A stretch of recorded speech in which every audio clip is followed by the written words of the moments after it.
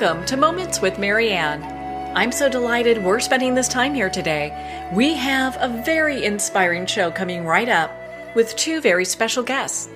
Our first guest today is Kim Lorenz, and he's here today to share with us his new book, Tireless: Key Principles That Drive Success Beyond Business School.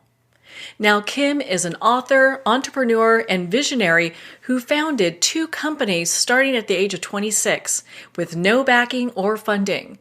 He built and ran them successfully and sold them to a Fortune 500 company before he was 47.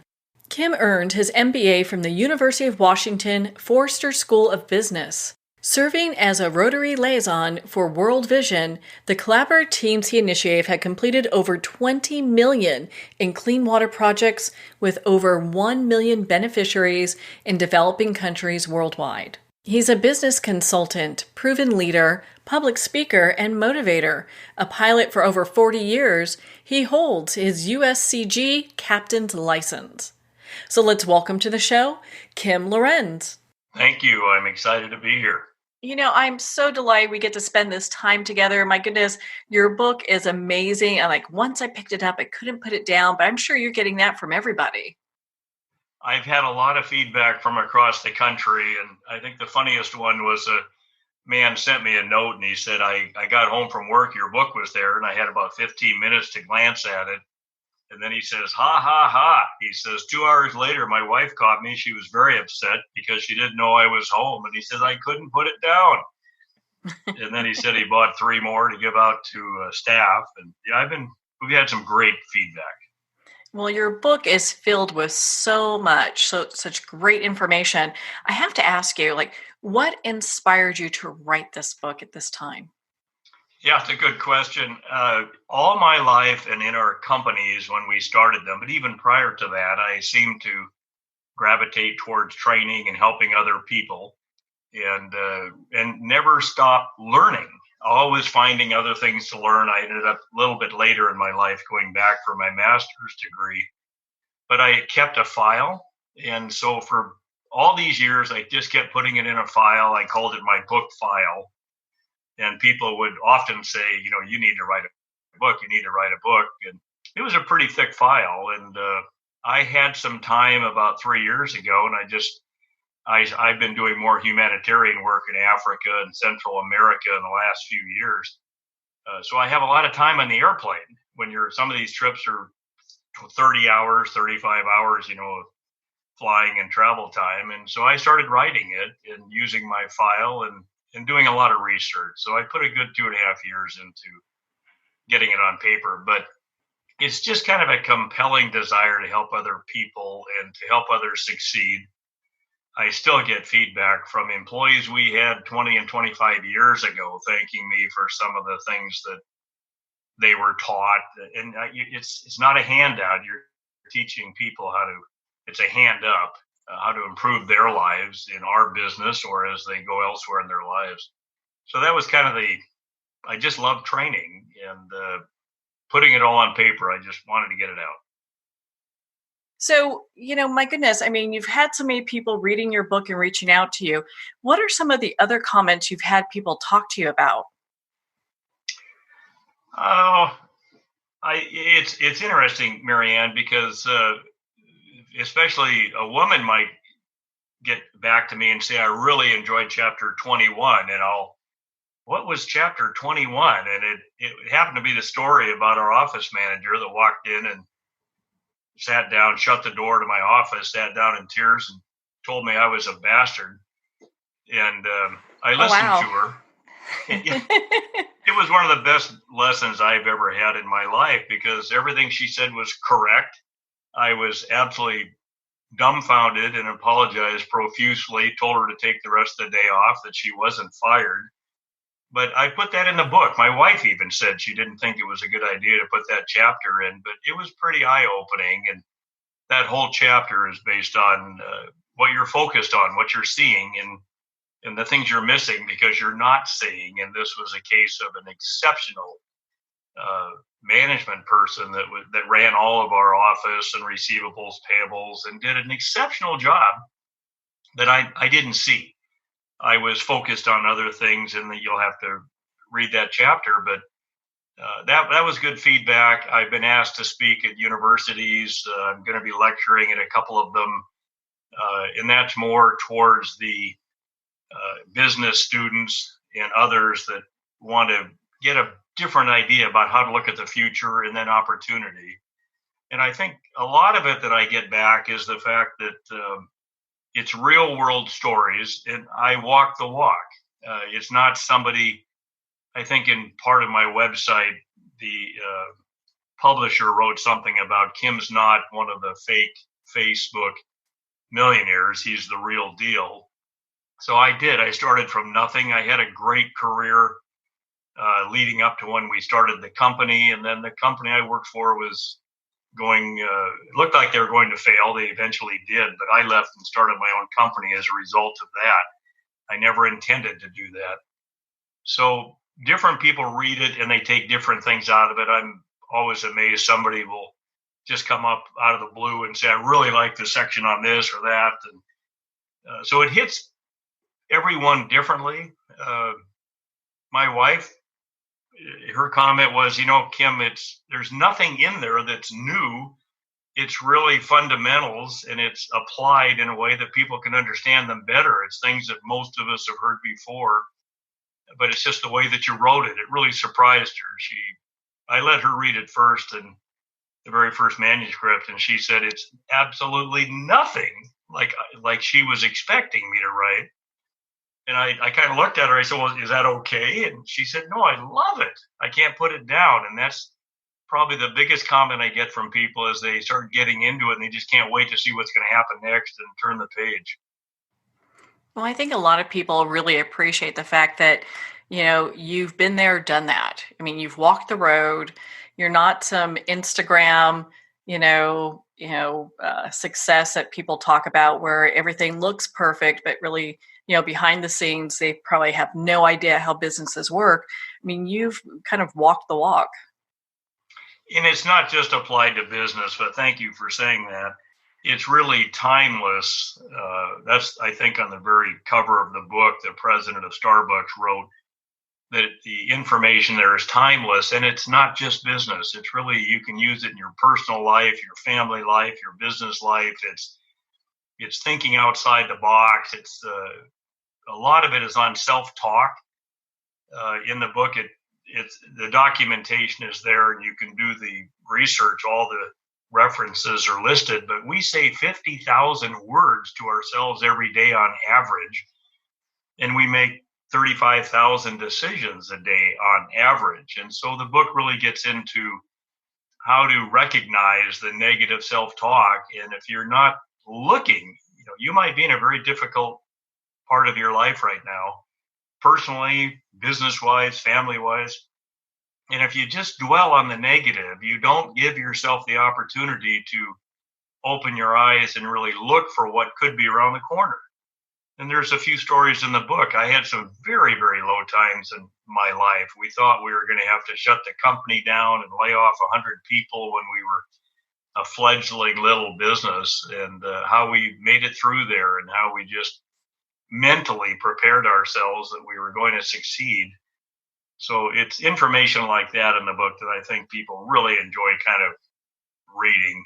We had a couple of significant setbacks in our company and how we made it through. And I don't think most people would have made it through those instances had they not really adapted that mental mindset.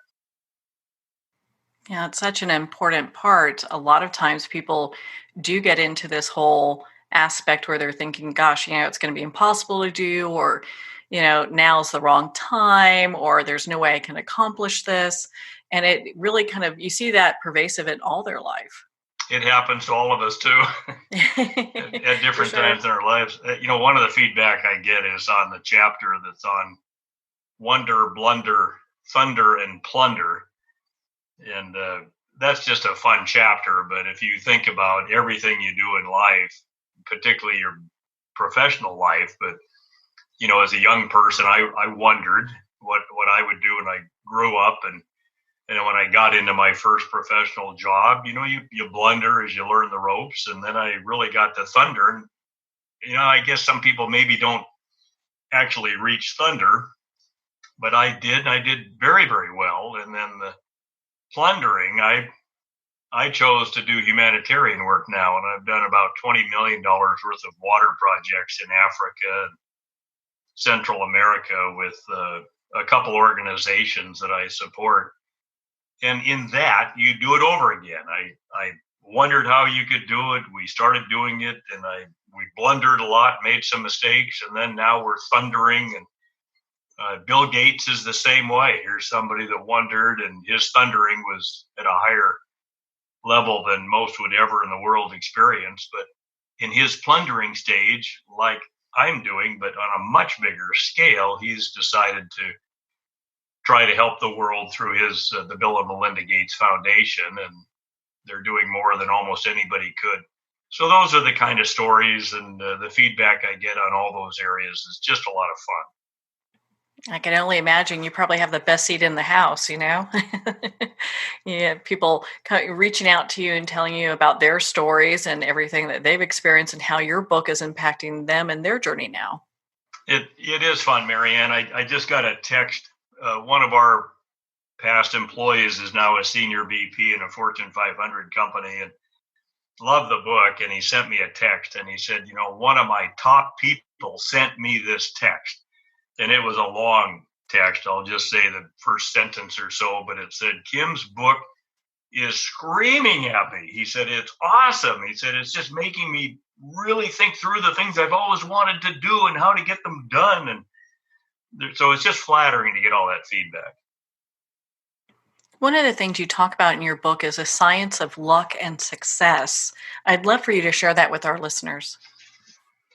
Well, in the book, there's a quote, and it's a little bit, a lot of what you find in the book is what has come from other people. But a Roman philosopher, Seneca, had made the remark that if you're, I'm trying to find the exact remark here, but it's luck is when opportunity meets preparedness.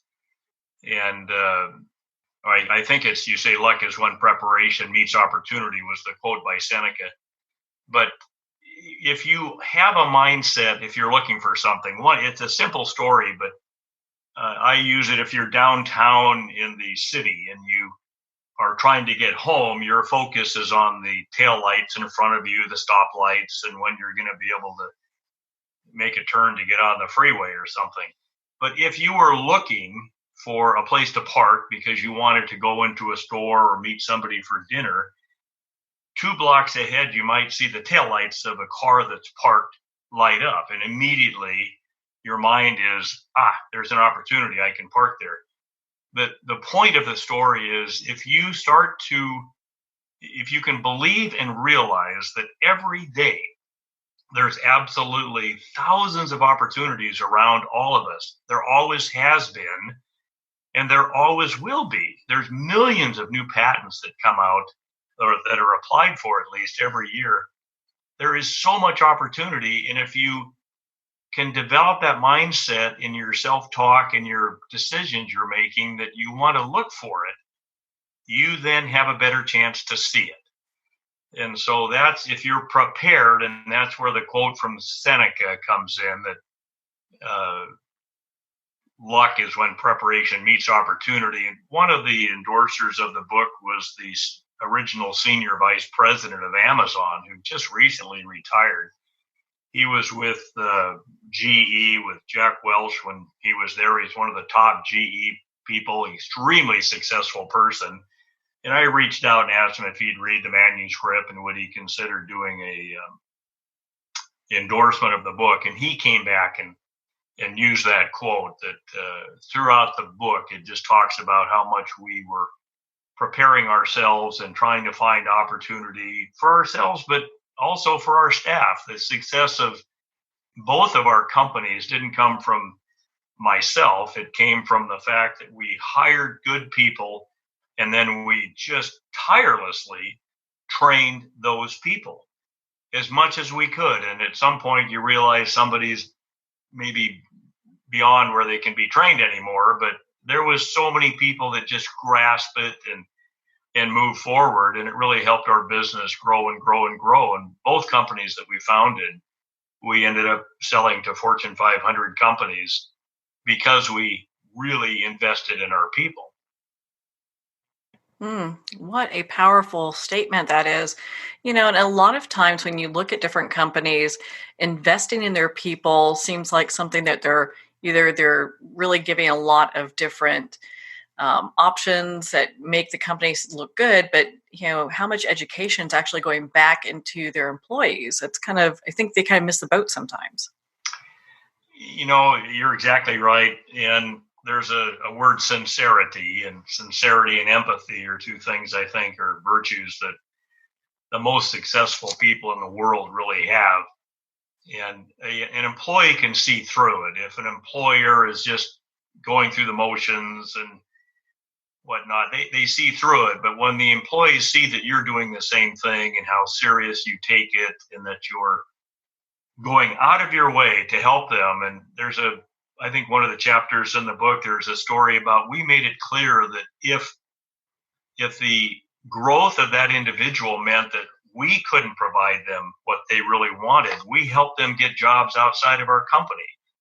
And to this day, I have employees that have management positions now in other companies that we're just thrilled that we did that. One of the companies that hired one of our people called me up one day and he said, he's one of the best employees we've ever hired. Thank you. And it was a win-win for everybody. But the other employees saw that we did what we said we would do and that we were sincere and that we had true empathy for their well-being, whether it was corporately, whether it was inside the company or outside the company. So again, we walked the walk and did what we said we would do. And our goals were really to help our employees improve. And that goes back to the book again. Anything I can do to help anybody that reads that book find something that helps them improve. That's why the book was written.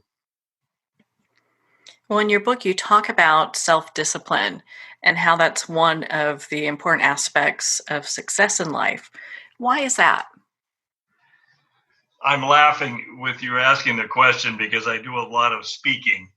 And one of the stories that seem to get a lot of feedback is on the self-discipline. And I put in some actual stories that happened, and they're pretty amazing. One kind of quickly was a call I made where first time I had called on this company that we wanted to do business with. And I was directed to a small office in a shop, a big garage where they work on trucks. And introduced myself and told him what I was there for. The man just came unglued, came out of the chair. He hates people in the industry. He can't stand salespeople. And he physically pushed me as I was trying to get out the door, pushed me, and then followed me all the way to the exit from the shop, ranting and raving. Wow. It was humiliating, and it was the most bizarre call I'd ever had in my life. And so when I talk about self-discipline, and this is applicable to anybody, but in this case, it was more of a sales type of a position, that when I would get to my car, I had the self-discipline to, before I touched the key, I would write down the next steps for that prospect. And so I thought, oh my God, who would even want to come back to this place? And so I put it down for 6 months later. And 6 months goes by pretty fast. And one of the accounts we had was United Parcel Service. So you couldn't have more diametrically opposed businesses. Here, United Parcel Service, extremely professional, clean, great people. And it was our biggest account at the time. And so 4:30 one afternoon, I'm leaving there. And if I turn right, I go to my office. But I look down and there's one more call. And it's this company that I had this horrible experience at 6 months earlier.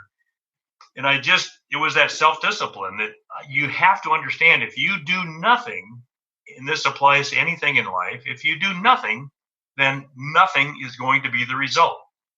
So I jerked the steering wheel to my left, and our salespeople used to hear so many of my stories like this.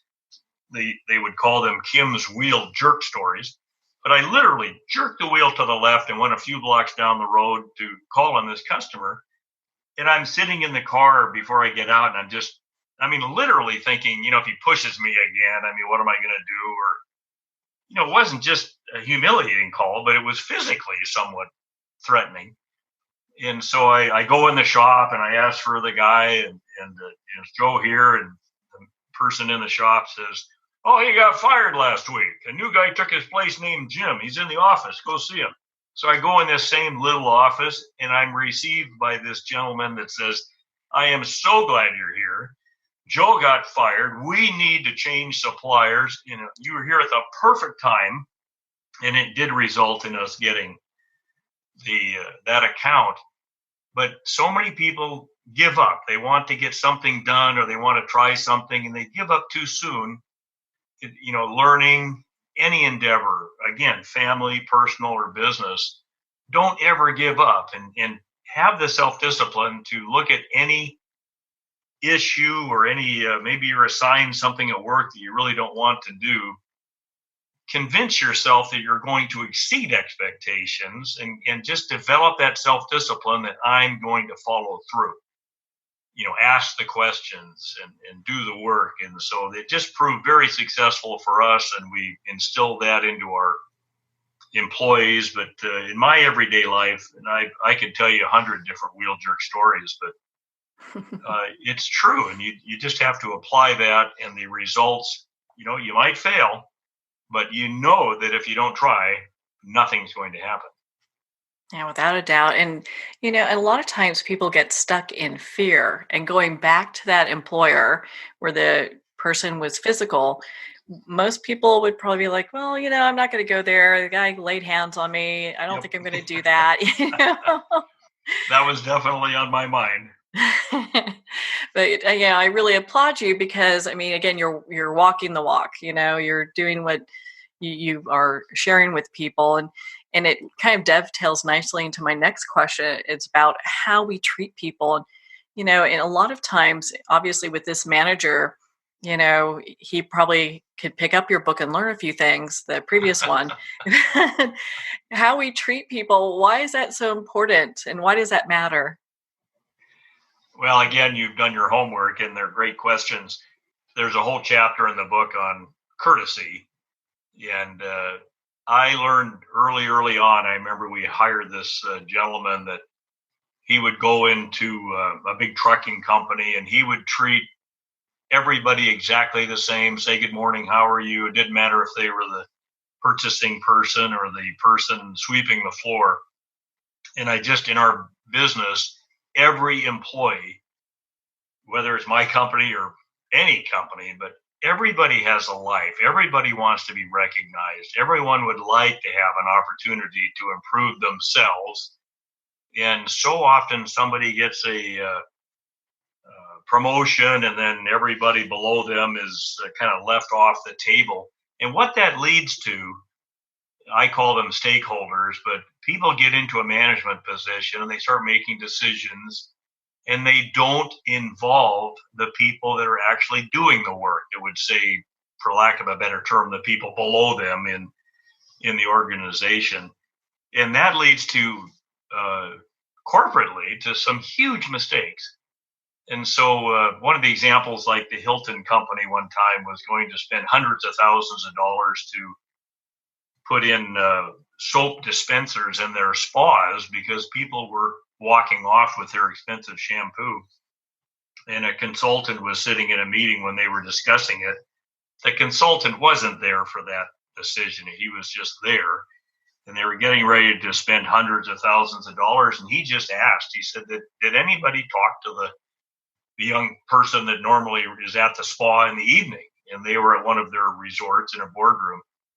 And, one of the management people said, well, why would we talk to them? It's usually a young college kid. What would they know?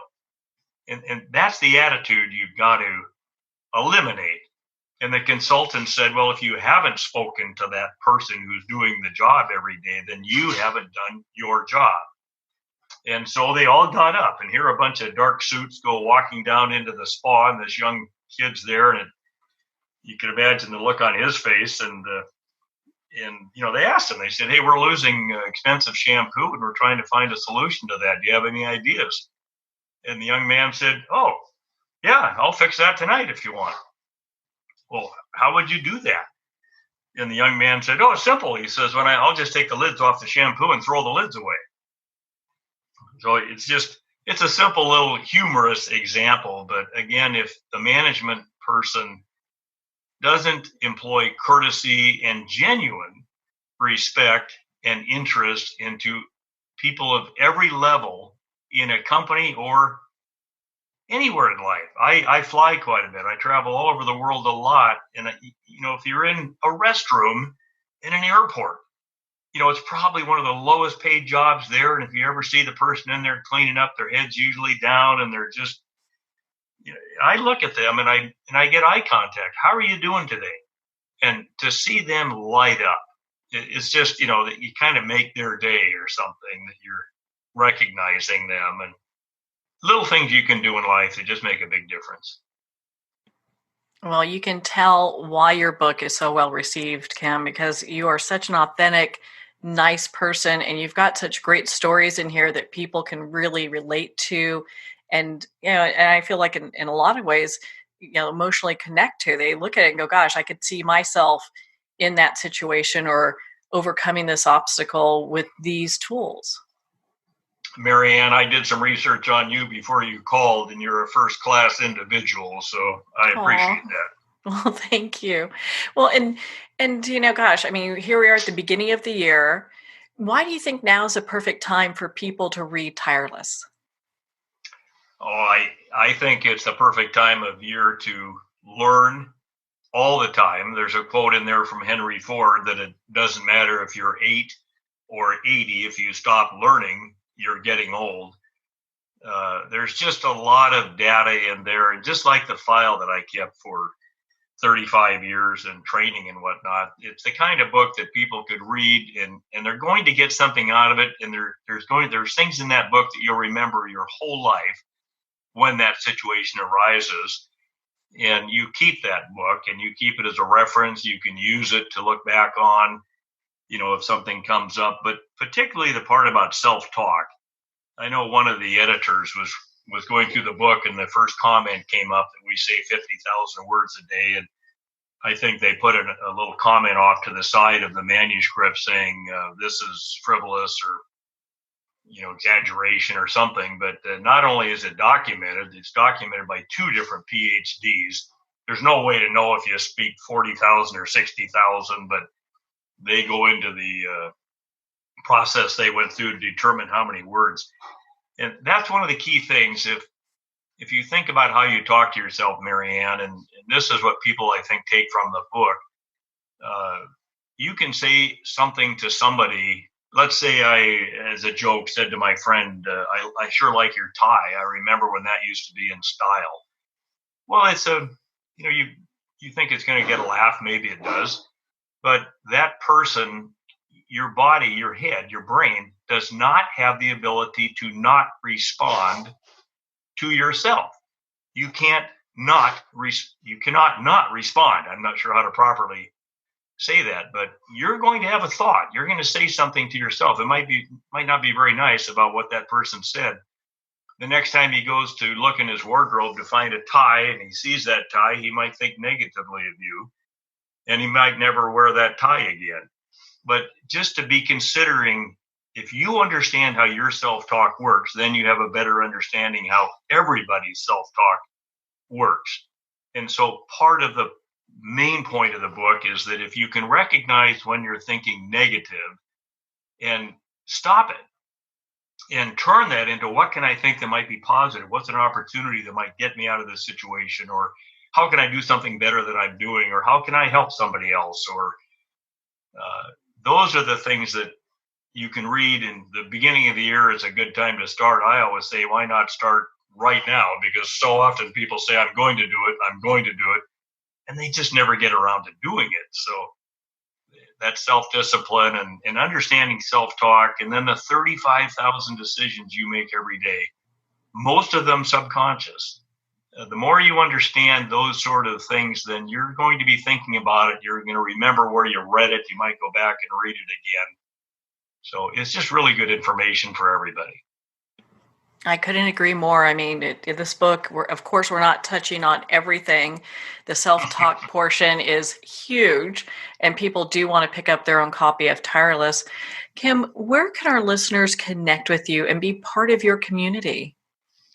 I'm on Facebook and LinkedIn, and you can go to www.kimlorenz.com. That's our website. You can provide feedback, and there's a few blogs in there. And we just touch little parts of the book here and there and make posts on Facebook and LinkedIn.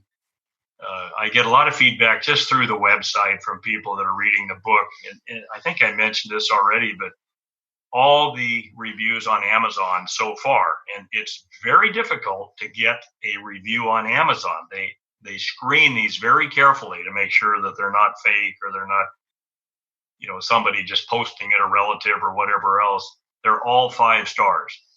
And that has been just absolutely flattering. You go to all the work to write this and you don't know how people are going to take it.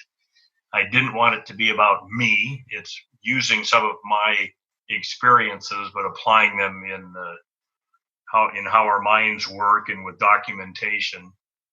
So start now. Order the book, get the book. It's on Amazon. It's in some bookstores. It's starting to get into Barnes & Noble now, but initially it was Amazon. It's Audible. It's my voice on the Audible. That was fun. I had to audition to do that. You can get it on Kindle. It's just a enjoyable read and something that you'll learn from, and I don't think you'll forget. Well, without a doubt. I mean, your book has made such a huge impact on me. I've already purchased a couple as gifts for some people, especially with this new year. Gosh, what a great way to start off the new year. Kim, thank you so much for taking the time to be on the show with us here today. It's been a pleasure. Well, thank you, Kim. It's been such an honor to spend this time with you and, of course, to talk about your new book, Tireless: Key Principles that Drive Success Beyond Business School. Tireless is available at Amazon, Barnes & Noble, and all indie retailers. Again, if you'd like to connect with Kim, you can at his website, kimlorenz.com, for more information. Well, on that note, we're going to pause here for a quick break. You've been listening to Moments with Mary Ann. We'll be right back after these messages.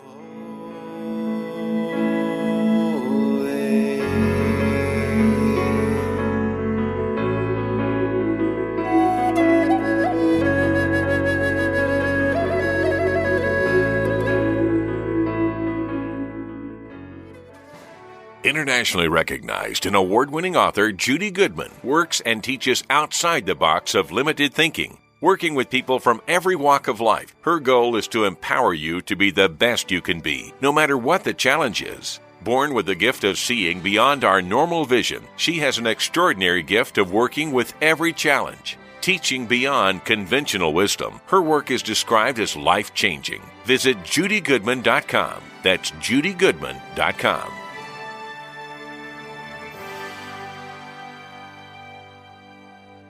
There comes a moment when you realize you're somewhere special, when you discover that each beautiful creature that you see has been rescued from a life of absolute horror and brought to this incredibly free place. Here's where their lives were forever changed and where yours will as well. Discover over 500 tigers, bears, and lions at the brand new visitor center at the Wild Animal Sanctuary just outside Denver. For more information, visit wildanimalsanctuary.org. Discover true freedom at the Wild Animal Sanctuary. There are nearly 2 million Americans living with amputation. Many live right here in San Antonio. Becoming an amputee can be scary, frustrating, isolating, but there's no reason to feel alone. The San Antonio Amputee Foundation is here to help support you and guide you toward resources such as home and car modifications and even prosthetic limbs. For more information or to make a donation, visit saamputee.org. We'll help you live a full, active life, one step at a time. San Antonio Amputee Foundation, healing limbs, hearts, and souls. If not me, then who? This ethos is driving the Travis Manion Foundation to empower veterans and families of fallen heroes to develop character in future generations. In 2007, Marine First Lieutenant Travis Manion was killed in Iraq while saving his wounded teammates. Travis's legacy lives on in the 5 words he spoke before leaving for his final deployment. If not me, then who?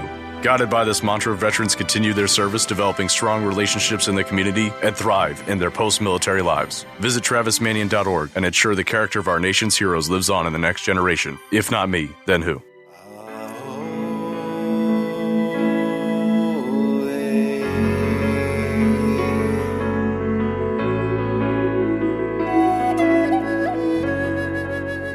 Welcome back to Moments with Marianne. Now, our next special guest is here to share with us quite a remarkable book. Arnie Freiman is here to share his book, Befriending Your Stranger, An Active Journey to Inner Joy.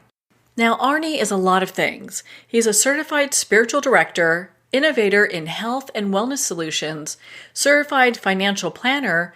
He has a PhD. He's an ordained minister and chaplain.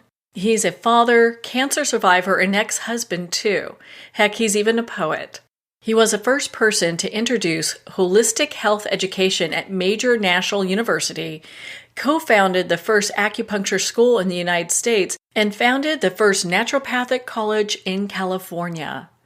So let's welcome to the show, Arnie Freiman.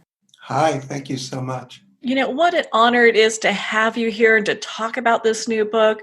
You know, I've got to ask you, what inspired you to write this book? Well, in fact, the book is very unique in its format. It consists of blessings, poetry, stories, and practices. And it's looking at that part of us that I, after all of my years of both clinical and academic work, realized we're really strangers to ourselves. And we're living other people's stories or other stories in general. We've taken on those stories of our parents and our tribe and our schools and work. And over the years, so many of us forgot our own story to fit in, to belong, to feel a part of. And it started to arise in me that we really need to tell our own stories to ourselves first to find that place of joy within ourselves and not be living lives out of alignment. And it started with poetry. And I just honestly had no idea where the poetry came from. And it started knocking on me every morning at about 3 a.m. And I got a pad of paper, put it next to the bed, and poetry flew out. And it started being rather prolific. So I started that way, which was very new for me. And then I put stories around it, which in this book, these really authentic stories of me. And I wanted to open myself fully as I knew how to the reader. And from there, offer practices and thoughts around how we can go into these places within us, like a dynamic meditation that I call a portal, and where we can really listen very deeply. And as we listen, see how those stories arise in us. Do they feel they're us? And then to look at ways to essentially direct and write the new scripts of our life. You know, it's interesting because you look at life in such a different way. At what point did you realize that, hey, I'm walking a different path than most people? At the first family bar mitzvah that I had to go to. I just went to the family gatherings and realized somehow they didn't work for me. And I was just doing the whole journey uniquely. And as the years went by, you know, it's fun because we look at ourselves and I have no idea if I'm different or the same as anyone else because I'm only me. And I started to play with different experiences. So if when I was first in graduate school, for example, I got very intrigued with acupuncture because I was working with a extraordinary retired surgeon theosophist, and he said, let's play with this acupuncture. which at the time was illegal. And I said, well, this is amazing. So I decided to study acupuncture in depth, and therefore I said, we need a school. And I went to the Commonwealth of Massachusetts and I said, I want to open a school of acupuncture. And they said, but it's illegal. You can't do that. And I said, of course I could do that. I read the code and I could teach prostitution. I just can't practice it. And they said, well, how are you going to deal with the acupuncture? I said, well, first we're going to train people, and then we're going to change the law and be able to practice so we could open our clinic. Well, people thought that was crazy, and it may well be. But we opened the school, and then we opened the clinic, and then we started the licensure laws. So it's an attitude. And if we have the attitude that, in fact, not only can we do things, but then if we really open that up, then for me, I need to follow through. I'm not interested in just the theory. So if I believed I needed to study acupuncture and I wanted to understand the depths of the 5-element theory, that meant I had to get on with it. And so we brought faculty over from Asia, and the school is now whatever it is, many years. It started in the early 70s. And I just continued doing that throughout my life. So that's just the way I am. I don't know. It's like the pioneer spirit is built in you. That's the way you go. That's the way I go. I see my life as a creative journey. I love to create. And for so much of my life, younger life, I thought there was a conflict between my inner journey and being able to do these things, whether they were business type, creating institutional form. And that took really longer than the doing of things, was to try to reconcile and put my life into alignment. It's just that I can see things manifested, and I have to work backwards so other people can see it. That's just me. I love to create, and I find it a joy, and it comes relatively easy for me to create ideas, take the idea and turn it into a model. That's just who I am. So, I do that with whatever, in the book is essentially a journey.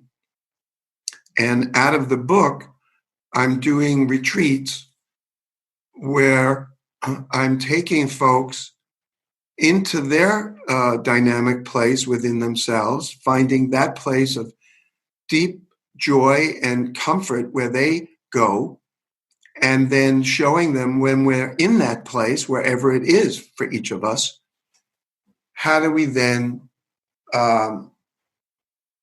tell these stories, reframe the stories so that they work for us, so that our lives can really function in a way that we feel, at one. And then as we do that, we can each create however it is that we create. And many of us create through art and through music and through movement, and by creating forms, institutional forms, writing poetry, however it is.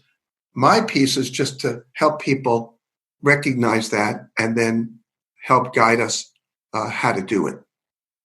So when we look at coming down to the real nuts and bolts of who it is that we are, how do people get to this place of personal self-discovery?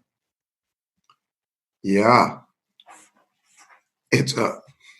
First it's by saying yes to ourselves, and are we, open? Are we available to that true, authentic self that we are?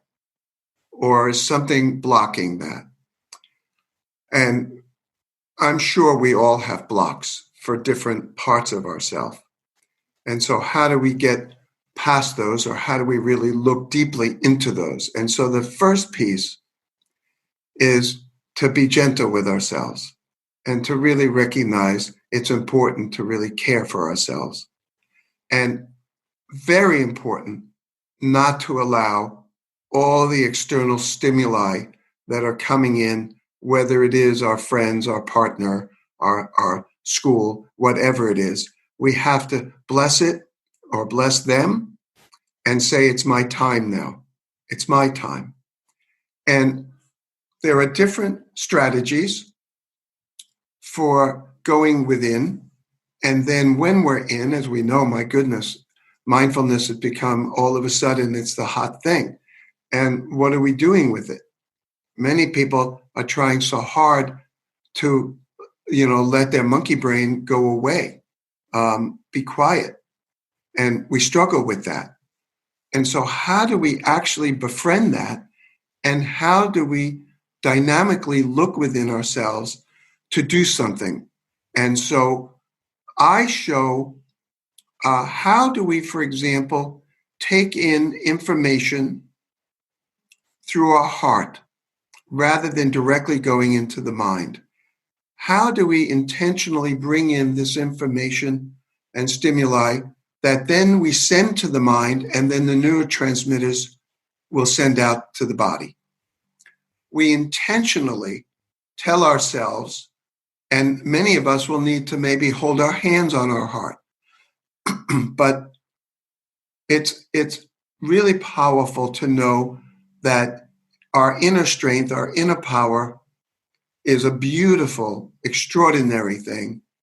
And to welcome that in, it takes practice. We know that both the Buddha says very clearly that life is practicing, or else we are going to keep going back into that place where we were before. Gurdjieff, to me, was an extraordinary teacher. Gurdjieff said, we're basically machines, but we have an opportunity to be human, to be sacred humans. If we want to be sacred humans, then we have to do the work. So it's the work and the practice, same thing. So we have to regularly go into this place holding right now my hands are on my heart. I'm very tender this way. And I like it. So I'm very tender with myself, and I'm very tender with those folks I bring into my life that are really special. How do we do this in a way that we find that deep, tender place and we know that that's our power? It's a real different definition of power than the Western idea of power, particularly these days. We look at our current administration, whole different idea of power. For me, power is what resides within ourselves, in our heart, that we are now connected to. So we practice this regularly, and there is a really wonderful technique that I use around going into what I call going into that portal. So if we go to this place all the time, regularly, and I happen to just be able now at this point, I just drop in. But going to this place where we feel that beautiful, tender, deep place within ourselves and liking that and coming to the world from that place is a real different experience than maybe what we were doing, previously. So I don't know if you want to go into specifics, there's ways to do it. I would love for you to get into a little bit more specifics. I know in your book you talk about, the 8 qualities of the heart. How does that all play into what we're talking about? Certainly, the first thing is to reclaim who we are. It's the telling of our story that now is we stop BSing ourselves. And it's really just within ourselves. But if we've been telling these stories to ourselves for a long time, we think that they're real, and we just buy it. And so now we share that with others because that's who we are. It's real. And we find out that maybe those were not who we really are. But over the years, we've taken in all these other stories and we now think they're ours. So it's first getting in touch with that story place within ourselves. And we all know at moments we have these liminal opportunities to go in there, and most of the time we just shush them up, right? Better seen than heard. We just get very quiet. Go away. Leave me alone. I don't have time for this right now. Well, we need to make time. And time is a fascinating thing because we're living today in a culture that is all about not having enough time. So people simply say, boy, I'd like to just get together with you and have a meal. Oh, I'd love to do that. I just don't have the time. So we do have time. It's reframing how we utilize our time and what we want to do. So we go in and reclaim who we are. And again, there's this strategies for doing that. For me, the most powerful way is going into the portal, this dynamic meditation. And then it's proclaiming that, getting to a place where we go, oh my goodness, this is me. I'm beginning to feel, I like this. Even if there are things in there I don't like, or things I may go, I don't like who I am at all. And so now we want to open and really begin to look more deeply. What is it I love about me? What don't I love about me? And how do I enter into the world as me? And I'm going to stumble at times because I will make mistakes, or I don't know if they're mistakes. I'm just learning the new me. So the next thing is to just then listen. Just listen. And I was raised in New York City in a very loud environment and was basically never given the opportunity to listen. And one time I came home from college and my father was at the door, and, we said hi and we hugged, and he said, everyone's in the living room. And I went, great. Could I have a few minutes to just breathe? Well, breathe in the living room. I said, well, I really would like to breathe quietly by myself a few minutes, and then I'll join you. This went on for longer than I would have breathed on my own quietly in the room. And then I walked into the living room and had no opportunity to just be quiet and listen. So we need to give ourselves and each other that space to listen. And listening is that took me, still taking it. That's a big one. How do we really quiet enough that we can hear the divine spirit within ourselves, that we can really hear that, sacred space that's us? And then, so the next one is that uniting is connecting with the divine. I love Martin Buber's idea of meeting. Buber says that God is in the meeting. And how many of us, he said there's I-it meetings, I-it relationships. And then there are a few I-thou relationships. Meeting the thou, meeting that sacred being within us and between us. And it's getting to that place. And so the next thing is that meeting. And truly meeting, if we meet ourselves and become authentic with our story, boy, we just want to share that. And we share that very caringly and very wonderfully, and then we befriend. We bring that wisdom into our action, and then we appreciate. We appreciate that we've been able to accomplish this, and we understand that the basis of our life is gratitude, and that we share that gratitude with each other, and allow a wave of just that beautiful joy to, just feel it within our being. You can feel it. We know when we feel tickled, as though the cherubims are playing within our being. And so in this somewhat nutty world is being a light and bringing that to ourselves and to one another. I think the one other thing I would say about that is the light.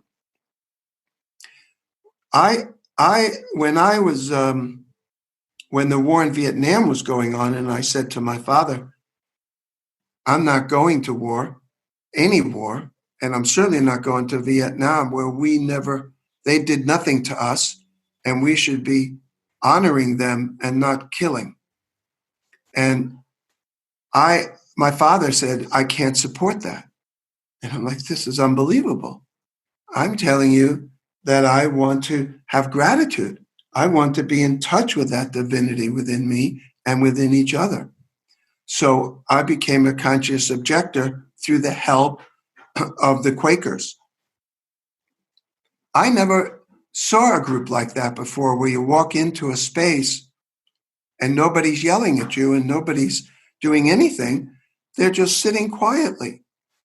And I'm sitting there waiting for something until I realized if I truly got quiet and I listened, I would hear so much within me. So for the next 20 odd years, I went to Quaker meeting all over the world. And you walk in and sit down and listen. And that powerful listening, just that quiet, is so much more extraordinary to me than going into places that are loud and noisy and so on. So give ourselves somewhere in our home, certainly within our own being, that beautiful space to be quiet and to deeply listen. And if things arise, write them down, that they may upset us. They may be things we've tried to push away for most of our life. We need to listen. And if we listen to those things, knowing they're guides and that they're coming to help us and assist us, then what a gift that is. How to be grateful that that came to us through that quietness. And anyway, so that's the... I think that's, no, I'm so glad that you shared that with us and broke that down. I think a lot of times, having direction kind of helps. And so when people are starting their own practice, I mean, is this something that has to take years? I mean, what was your journey like? Well, my journey did take quite a while in different contexts. Let's see. Well, I might as well just, all right. I wanted to always be the good boy. And it was a conflict. I'm trying to find myself. I'm trying to understand what I really wanted to be doing. And I wanted to always make others feel good or accomplish things for them or do things. So that was not authentically what was appropriate for me. Doing good things was great, but taking care of self is critical. And then when I offer myself these days, it's very different. What really, I don't wish this on anybody, but I got cancer when I was running a naturopathic school, and I was pretty well left in my own being at a pretty primal point. When you're told you're going to die, and you start looking at yourself, and you realize I didn't want to die at that moment. So I really went into places I didn't even know I had. And I went in, I created a space where 3 times a day at the precise same time, I went into a very profound meditative portal. And I literally went somewhere and I knew where I was going. And I went to that same place. And when I was there, I sunk into the place I chose to do the work. And so when you do this, quite a lot, things start arising and you start paying attention. And that went on for quite a while. So to the extent that when things were being said to me that really challenged me in terms of the illness and what direction it was taking and what would happen and what I should do, I said, I don't see that. I see something different. My lungs look pink and beautiful. And they said, well, they can look pink and beautiful, but you're nuts. And in fact, they could never find it again. So it's beginning to trust self, and it's beginning to listen to something sacred within that's far deeper than what other people, even if they appear a certain way. So I continued doing the work, and that work evolved. And I worked as a hospital chaplain. I went to, actually, when I started to ask myself, what do I want to do during that illness? And for me, it was I wanted to study profound, deep theology and spirituality. So I went to the largest consortium of theology schools in the world and studied in Berkeley, and started to write. And I wrote ceremonies for the year. And then I opened up what I called a post-religious community, where people could come and explore their stories. And I wrote a whole model for how we can share those experiences together and learn how to go into those portals. And so for me, again, it was creating the workshops, going in deeply within myself, doing my own journey work, which continues to this day. Each day I drop in and I go to that portal and so on. So, I mean, I don't know if you want, I have my own specific way that I do it. It's a matter of everyone finding their own journey. And it takes, I think the Buddha was right on, that it's important to have a Sangha. We need a community. The Quakers were my community for many years. And now I do go to Buddhist groups and I join different things. So each of us finding our community of people that are supportive, and that's critical. So how do we find that supportive community? And that's the work of discernment.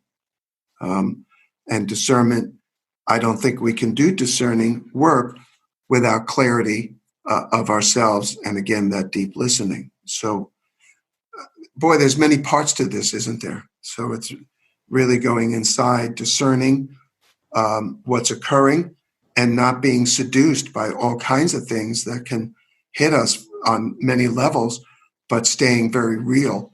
And so how do we say yes to that piece? And yeah, anyway, for me, I could only say I write poetry and then 2 days later I read it. And it gives me a great sense of awareness for who I am. That's my way in. I just like to write poetry, and it's a particular form of poetry. And then I find places that I can't do through thinking. I need to go beyond thinking. Yeah, I have to agree with you on the community aspect of it, because it seems, and I've heard a lot of discussion over the last few years about this growing trend of people feeling alone and lonely and isolated. And a lot of it has to do with the way our society is today and technology. And so being able to develop a community is such a big deal. It took a while for you to find your community. What are some tips that you can give our listeners to really get to the point where they can search for the one that they're looking for that meets their needs? I was just thinking, even if it doesn't exist where we may live, then we could co-create that with others. It's finding, so I'm very new where I am, where I'm living. I wanted to be in a place that, because I don't even own a car. I gave up the car 5 years ago. For me, I realized it made it too easy. I would always jump in the car and go somewhere. For me, I chose to walk. That idea of walking, so I walk many miles every day. It's healthy, but it gives me that time to be with self, with me, and to really pay attention. And I use that time as that reflective way. And I meet people, when I'm walking. And sometimes I walk into places that interest me, and I'll meet someone. And when you meet people, one person might lead to three people. And if there's something that develops through that, it's saying, well, wouldn't it be great to just get together with a few folks, have dinners, one of the big things here are home concerts. So Sunday, I'm going to be going to a home concert, and there'll be about 30, 40 people there. And you'll always meet someone that, is really interesting to you. And now maybe you develop a group of whatever, 5, 6, 8 people, and have a focused group around the kind of work that you would like to do. Would you like to do some of this Gurdjieff work with me? Would you like to explore different forms of meditation together? Would you like to do a book? Maybe we read a book together and share with each other our questions and feelings and thoughts, and we grow together. Are there practices that you do that you might want to share with me where we can really support each other? And so it's this kind of thing, not so much anymore top down. And I was trained to be a religious leader, and I did it for a while until I realized the whole thing of someone on a pulpit looking out at people made no sense to me. It's just us. And how do we share the us with each other, gifting what we each bring to the group? And how do we share that? And then that's a matter of the co-creation of that. So finding others that love the idea of wonder and not the idea of telling. All our lives we were telling or being told. How do we be with others sharing this wonder? And even if our thought of wonder might be a little different than the other person's, it's how do we stay so beautifully open that we listen to their sense of wonder and go with it. Just like, wow, that's amazing. I'm going to really think about that some more, and we maybe pick that up next time. Whatever it looks like, but it's forming these, the early church was all focused in home-based gatherings. And when the story goes, when the Second Temple was destroyed, and previous to that, the Hebrews were a cultic-centric group run by the priestly class. And afterward, the temple was destroyed. The teachers, the Pharisees, came up and said, we're going to bring it to the home. The only way we can survive is having family or home-based spiritual gatherings. And of course, then again, we love to institutionalize and we love to get into all these things. It's no longer, we don't have great needs for that.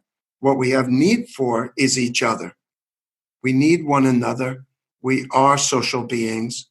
We need each other as we find our own inner strength, that we can bring that to one another without telling one another anything. So, Arnie, what final thoughts would you like to leave our listeners with today? Boy, as you say that, I tell you, one of the greatest gifts I gave myself was to open and feel my heart. Really spend a lot of time to really be in touch with your heart. I mean, not just, I'm really feeling it. So how do you get in touch with that heart and not get scared? Is to just keep going there a little bit at a time, or a lot. Each of us has our own timetable based on what's going on with us. And we can't negate the traumas and the wounds that we've come with. And it's just to honor that and to honor the path that we've come from, and then to go again into that heart and to explore that sense of sacred wonder, and be gentle when we do that. And all the self-doubt, some of us have self-loathing, and all the questions that we have. Just, okay, fine. Can you go on the side for a little bit? I want to now feel my heart without you right here, and play with it, dance around it, draw, write poetry, whatever it is for you, however you take information in and bring things in, but just go there. Just It's a very powerful thing. There's a great book on the act of wonder. Transition, The Way of Transition. It's a powerful book that we can see the new place we want to be, and we see where we're standing. And we might even take a few steps toward that place in the horizon. And then there's a void between where we are and where we want to be. And it scares us because it's dark, it's murky. It's maybe it's just gray and it's cloudy and we can't quite see it. Just go anyway. Just hold on to that beautiful wonder. It maybe isn't so perfectly clear like a gorgeous blue sky, but just go, because it will open up. And it's a matter of just hanging in there and continue forward, and rather than just constantly falling back. Can I read one poem to leave you with? Oh, I'd love for you to do that. Do you open for the other? Connection, making sacred your time on earth. Can you say yes, meeting fully as though God asked to come on home? Is wonder a part of you? Do you long for the sweet smell of juices, awakening you from slumber with a kiss upon your lips? Are you tingling all over, as though children are playing with no inhibitions throughout your body? Are you laughing yet? So silly, you know you're alive. Then you are ready to touch another. You are now prepared to share the gift of new birth. Just be you. Just be God. What a beautiful poem. My goodness, Arnie. I just love that you shared that with us.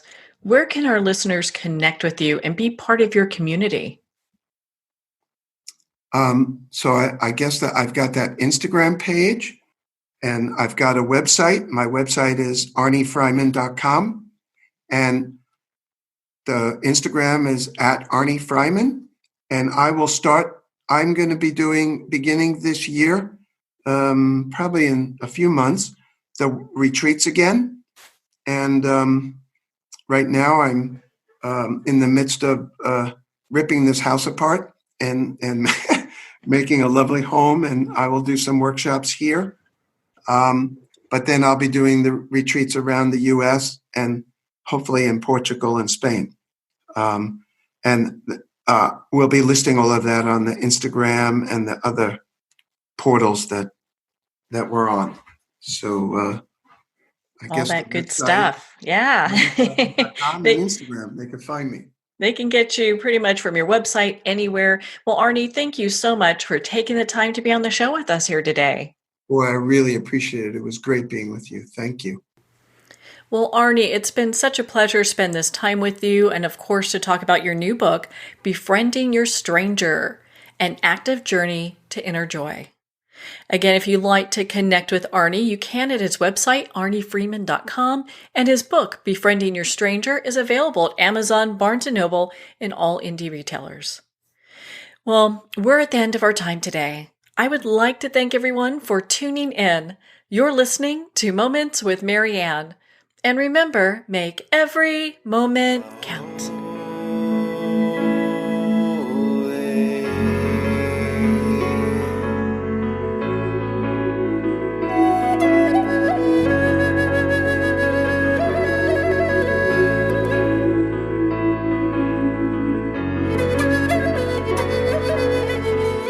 In a single moment, your life can change. Moments with Mary Ann is a transformative hour that covers an endless array of topics with the best of the best. Her guests are leaders in their fields, ranging from inspirational authors, top industry leaders, business and spiritual entrepreneurs. Each guest is gifted and a true visionary, a recognized leader in her own work, and while teaching others to develop, refocus, and grow, Mary Ann will bring the best guest and sometimes a special surprise. Don't miss this. You never know just what moment will change your life forever. Moments with Mary Ann airs every Friday and Saturday at 5 p.m. Pacific and 8 p.m. Eastern Time. Make sure to tune in and visit momentswithmaryann.com for more information.